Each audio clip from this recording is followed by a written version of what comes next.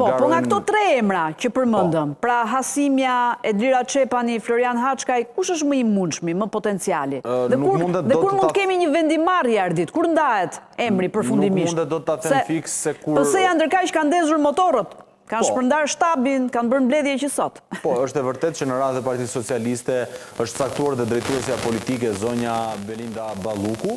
Po ashtu kanë nisur dhe takimet në informacionet që unë kam në pothuajse shumicën në gjitha organizata socialiste të Partisë Socialiste për përgatitjen për fushatën në kuadrët të mbështetjes për Ogerta Mane Asiliu, ndërkohë që tek Partia Demokratike mes këtyre 3 emrave sigurisht për vetë atë se çfarë përfaqësojnë opinionin publik, 2 figurat më të kotuara, të paktën në perceptimin e parë, është zonja Çepani, për atë që përfaqëson si aktiviste e shoqërisë civile, e drejtave të njeriut, të drejtave e grave, por edhe një lidhje të veçantë që ajo ka me Partinë Demokratike, pasi është e veja deputetit të ndjerë të Partisë Demokratike, zotit Gerti Bogdani, që ka qenë, po themi, në 20 vitet e fundit, ndoshta një nga figurat më spikatura, kryetari FRPD-s, deputet, kryetari njësie në Tiranë, kështu që ka dhe këtë lloj lidhje të veçantë me demokratët, me Partinë Demokratike, pavarësisht se vetë zonja Çepani asnjëherë nuk ka qenë asociuar pranë Partisë Demokratike, por përkundrazi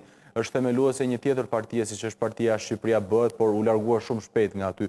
Ndërkohë që nga ana tjetër zoti Hasimja ka një profil deri diku më tepër akademik, por nuk duhet të harruar që edhe ai ka një lidhje me Partinë Demokratike, pasi gjatë kabinetit Berisha 1 2005-2009, kur ka qenë kryeministër në mandatin e parë, zoti Hasimja ka qenë pjesë e kabinetit të këshilltarëve, kështu që edhe ai ka, po themi, një lloj historiku lidhje me Partinë Demokratike, përpos faktin pastaj që në daljet e veta, në të gjitha, po themi, deklarimet apo emisionet, ku ka qenë ftuar është një opozitar, dhe për më tepër se opozitar është një, po themi, i djathtë, kështu që plotson më së miri të dy këta personazhe kriteret e domosdoshme. Jo se nuk dua të nënvlerësoj edhe figurën e zotit Haçkaj, por në informacionet që unë kam mund të ketë edhe ndoshta edhe një pengesë juridike sa e takon meqense jeton jashtë. Disponimit apo jo të shtetësisë shqiptare,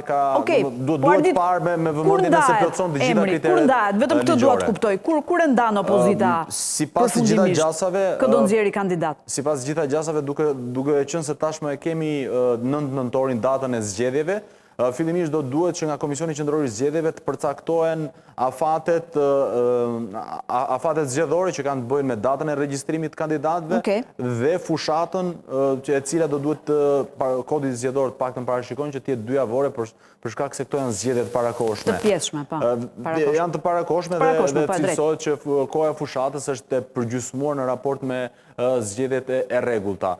Kështu që për këtë arsye, Partia Demokratike, por në tërësi opozita, është e detyruar që kandidatin për zgjedhjet e Tiranës, por edhe për 5 bashkit e tjera, do duhet ta përcaktoj brenda këtyre 5 ditëve, që në mënyrë që të bëhet gati gjithë dokumentacioni nevojshëm dhe më pas të bëhet dorëzimi në KQZ ku bëhet certifikimi regjistrimi zyrtar që të ketë mundësi për të garuar në zgjedhjet e 9 nëntorit. Okej, mirë, Ardit, të falenderoj shumë për informacionet. Faleminderit juve.